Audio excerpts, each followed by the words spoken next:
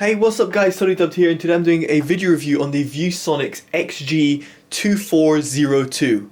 Now, I'd like to thank one of the guys on YouTube for actually suggesting for me to review this monitor. This came after a AOC monitor review that I did not too long ago. Now, this monitor can be found for around £260 on Amazon.co.uk and $260 on Amazon USA. Links will be down in the description below, including a full links to the specs. Now, before getting to specs, I want to talk about its competitors. There's a lot of competition in this space. We're talking 1080p, 144Hz at around 24 to 27 inch. Now, this monitor is a 24-inch monitor, but you can find so many, which I'll list down in the description below, but you can find them ranging from £190 all the way up to around £370. Again, links of all these monitors will be in the description below, so make sure you check that out. Now, in terms of the specs, what do you get? So it's a 24-inch monitor. It has a TN panel. It's full HD 1080p. Has a refresh rate of 144Hz, has a quoted response time of 1 millisecond.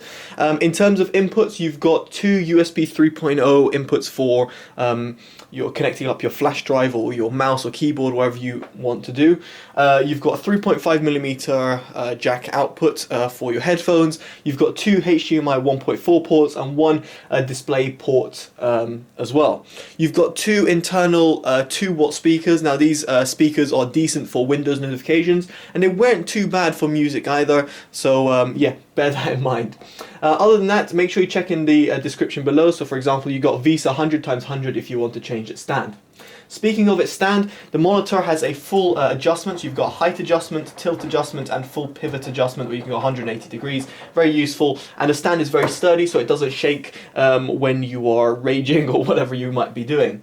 In terms of the looks of the monitor, it's a full black design with the XG embossed logo at the bottom right hand side. Hopefully you can see that.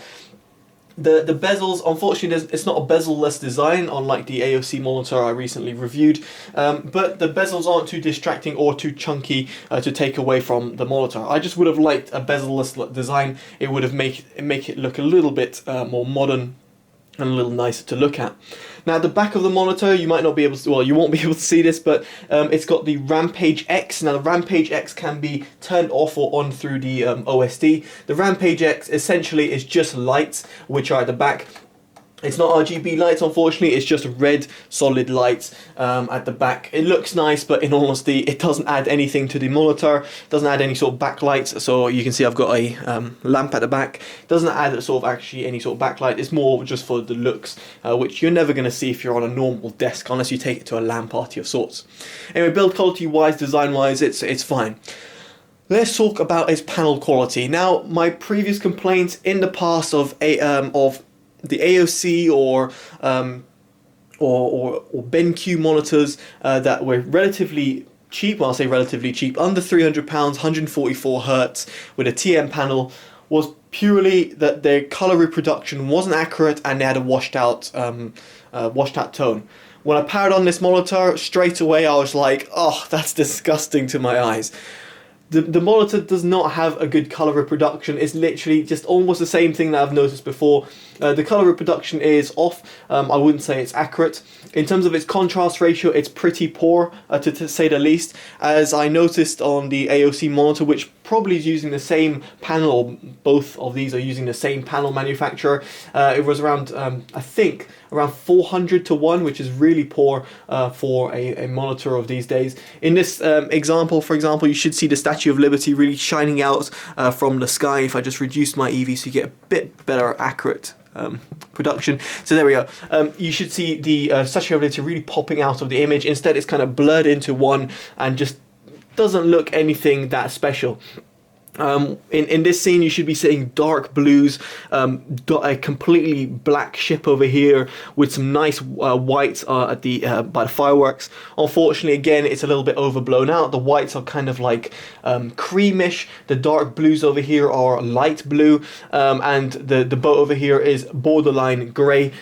So in all honesty, the colours don't really come out that well, and this really affects it in terms of gaming or in terms of movie watching or whatever it might might be, or picture viewing as you can see right now. So overall, in terms of its color reproduction, I can't say I was impressed. It just very much follows on from the monitors I previously came across. Now, what about its gaming reproduction? Now, its gaming reproduction, or should I say gaming performance, was relatively decent. So I just launched up some Counter-Strike. It's probably going to have me to do it again because Counter-Strike does that after a deathmatch with bots. I know bots hate me. So perfect. It's put me in the A long, which I absolutely love. So in terms of the monitor's response time, it's just like the AOC monitor that I reviewed. It is, in all honesty, it's fast enough, but it's not the fastest as I would expect. I would expect the monitor to be a little bit more responsive and a little bit better in keeping up with the image which is at hand. Don't get me wrong, this is fine for competitive gamers, you won't have a problem, but if you're someone that's come across from a very fast TN panel, you will notice that this is slightly slower. It's almost IPS-like, and even then, some IPS monitors I've come across that I normally game on are well, a lot better. Now, in terms of its ghosting, well, actually, before getting into ghosting, talking about input lag, the input lag monitor is absolutely fine. I had no problems with that. The input seems fine. It's perceivably quite fast, or should I say quite low. In terms of the ghosting, now you'll have to go through the OSD, and within the OSD you've got rampage response. Now I've got it on ultra fast. The reason I've gone ultra fast is because on the fastest mode there's a slight amount of ghosting that occurs, and you might be, I don't know if the camera will pick it up, but it's along the side of this wall. You'll be able to see kind of like a trail that takes place. Now if I go up to ultra fast, this trail is greatly reduced, and yet the monitor's response time is still very fast. If you put it down to standard, now there's absolutely no trailing or anything like that that occurs. Almost just like pretty much every monitor on the market becomes like a more smooth image. However, then the response time on the monitor is greatly impacted, meaning that I wouldn't use it for competitive gaming. Well, I mean, you could use it for competitive gaming, but given the fact you've got the option of ultra fast, I would definitely go for ultra fast. So in all honesty, for gaming, it's fine, it's good. I would use it for competitive gaming if I had to. I wouldn't have any problems with that. However, when it comes to some other TN panels I've come across, I wouldn't say it's the fastest out there.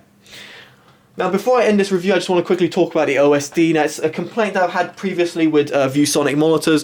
The OSD is huge. It's got so many different options on there, so much so that I think the OSD even confuses itself as well, or at least confuses users like myself. Now, I've reviewed over 100 plus monitors from different manufacturers, and I can say this OSD is definitely one of the most, I don't say comprehensive, but one of the ones which is a little bit too complicated, even for a experienced user, or someone that doesn't understand why you've got a custom profile over here under the game settings, but then when you go out of that and go into, well, just quickly go into view mode, then within view mode you've got different modes as well, and then on top of that, where is it, on the display settings, you've then got other options again. So color adjust again repeats itself, like the gamma option. Over here the contrast option again repeats itself, which are already present in and this one as well. So it's just a little bit weird why you've got certain modes which are kind of repeated, or options which kind of contradict themselves. It's just a little bit complicated, but once you get your head around it, then it's fine. You're not going to have to go into the OSD ever again. But in terms of giving you what I've got on my profile, so I've gone for custom one, so set my own profile. So you can set a monitor hertz cap. I don't know why you do that. Black stabilization, advanced DCR, brightness I've got it on 80, color adjust, so as I was telling you, you've got two of the options, color adjust, contrast, gamma, and you've got them also over there. View scale, rename, what was the option that I really wanted to show? AMD FreeSync. So yes, this monitor does have AMD FreeSync. I do not have an AMD card. I've got NVIDIA GTX 1080 inside, so unfortunately I cannot show you, experience that or show you that. And then you've got a Rampage X response. I think it's within, yeah, there we go, color temperature. Now, in terms of this, I've got red as 97, I've got green as 98, and I've got blue, I think even lower, at 92. That's what I personally felt could give me the best colors. Obviously your mileage may vary, and you could put it on sRGB mode as well if you so wish. So anyway, I just thought to show you some of my some of the options that I've had, and some of the things that I've actually set the monitor to in order to get the best color possible, at least from my own experience. So, what do I think of the monitor? Well, in all honesty, just like the AOC monitor before it that I reviewed, I'm not that impressed. I think for the money you can do a lot better. If you pay a little bit more, I think if you pay around 300 odd pounds, you can get a Samsung 144 Hz, 1 millisecond panel with a VA panel instead, which is a lot better for color reproduction and performs just like that, if not faster in terms of its gaming performance. If you're looking for something ultra cheap, then you can get something for 180 odd pounds, so 100 pounds almost cheaper than this monitor, and get the same sort of experience.